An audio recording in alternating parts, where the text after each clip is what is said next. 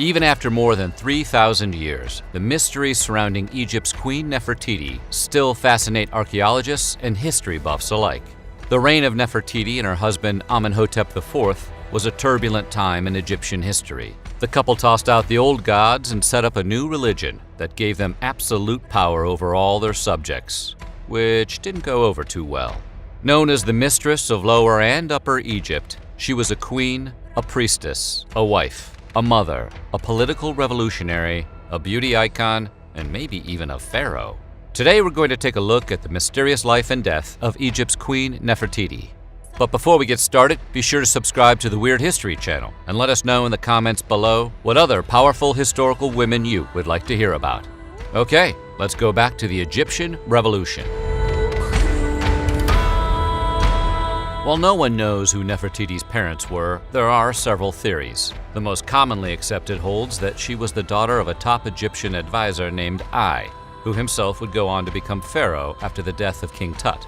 Another less accepted take holds that she may have been Akhenaten's sister or cousin. Indeed, like many of history's royal families, it wasn't uncommon for Egyptian rulers to marry their siblings or extended family members. Yet another theory holds that Nefertiti was a Mitanni princess named Tarukipa. The name Nefertiti means "the beautiful woman has come," which might suggest a foreign origin. Like the others, however, this theory can't be proven and raises as many questions as it answers.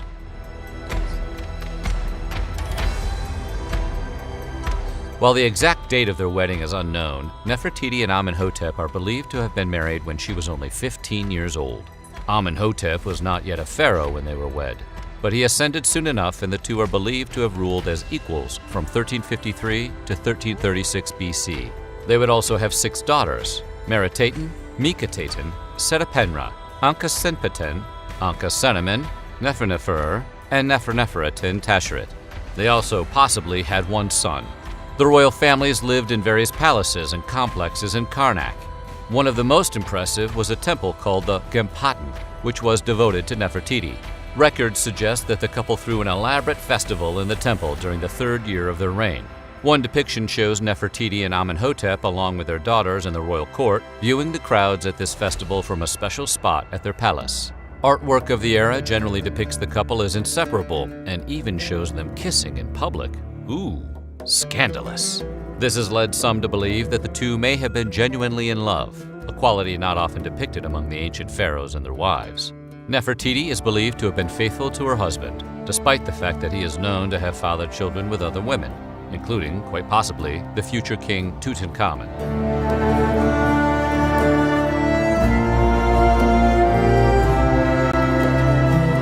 During her reign, Nefertiti held many titles: Hereditary Princess, Great of Praises, Lady of Grace, Sweet of Love, Lady of the Two Lands, and Mistress of Upper and Lower Egypt, just to name a few.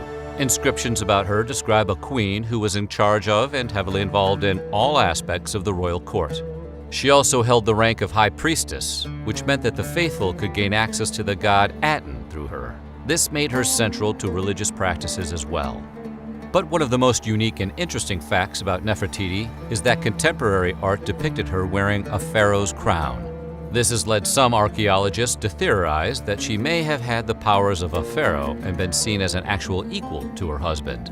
In fact, it's possible that after the death of Akhenaten and prior to the reign of Tutankhamun, Nefertiti herself ruled as a sole pharaoh under the name Neferneferutin. Interestingly, Nefertiti may have been a hands-on kind of boss. Among the countless illustrations of the famous queen that appear on the walls of ancient tombs is one that depicts her about to strike a foreign prisoner with some kind of weapon.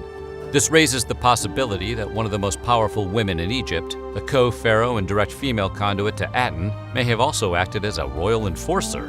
Of course, it's also conceivable that she just enjoyed beating up prisoners.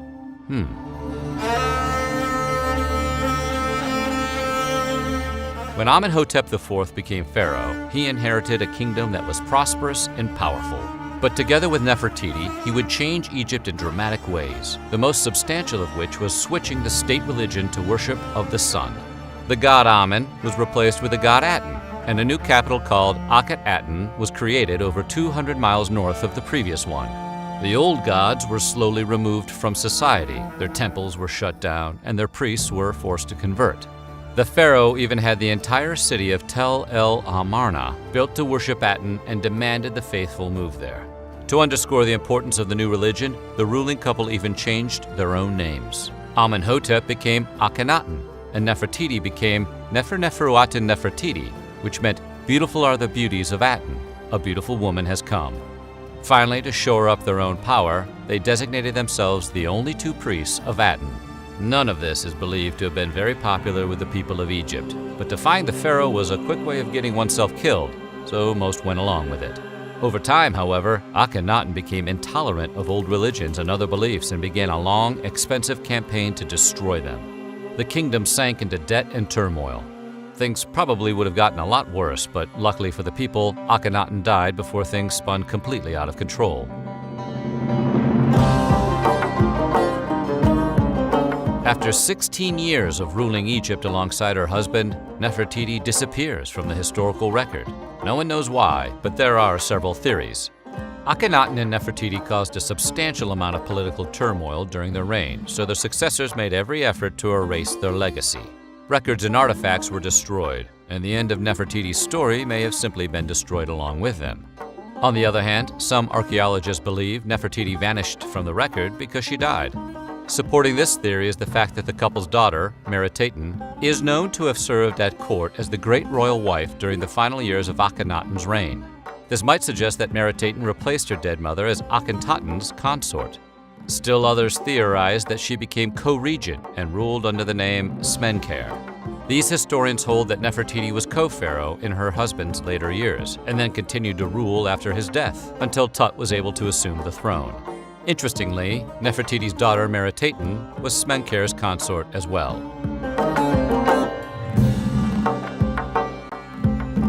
When the tomb of King Amenhotep II was excavated in 1898, 3 mysterious mummies were discovered behind a hidden wall.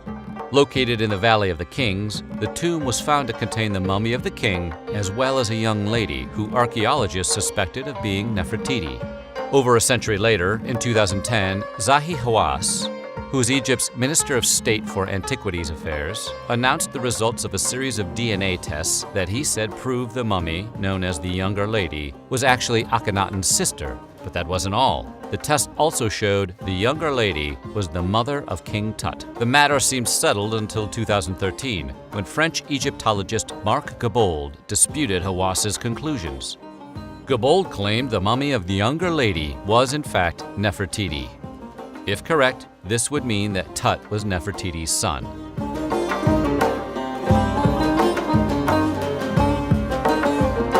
One of the most intractable mysteries of Nefertiti concerns a famous bust that depicts the queen with one blank eye.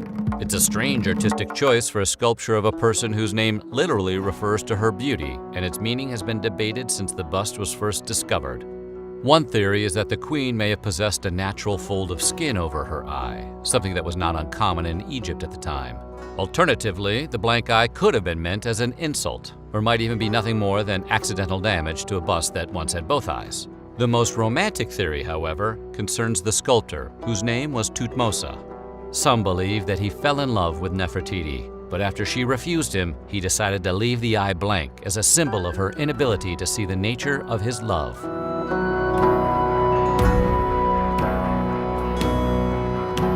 Nefertiti is famous for her beauty. All known busts and paintings of her depict a person with features that would have been highly sought after at the time. But some researchers are beginning to think this image may not be so accurate.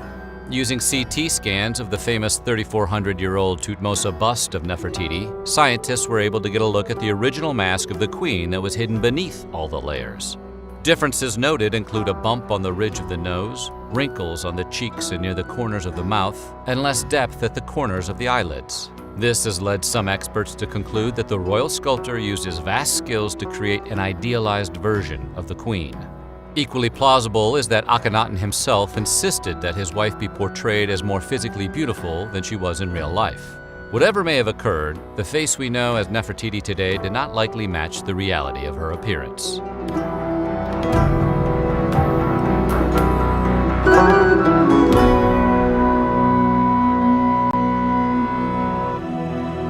In 1912, German archaeologists excavated the famous Thutmose bust of Nefertiti and took it with them back to Germany under a license from the Egyptian government. How they got that license is a bit of a mystery, though. At the time, the country was dominated by the Ottoman Empire, but was under British rule. Complicating the matter even further was that Egypt's Antiquities Department was being headed up by the French. Whatever the case, by 1913 the bust was being displayed at the Neues Museum in Berlin. After the Nazis took power, they seized the bust, along with numerous other priceless works of art, and hid them away. When asked about the bust of Nefertiti, Hitler himself said, "I will never relinquish the head of the queen." After Hitler's death, however, American troops finally located the bust in a salt mine and placed it in a museum in West Berlin. In 2009, it was returned to the Neues Museum, which had finally been rebuilt after being bombed in World War II. The government of Egypt, for its part, considers the statue looted property and disputes Germany's claim to any kind of legal ownership.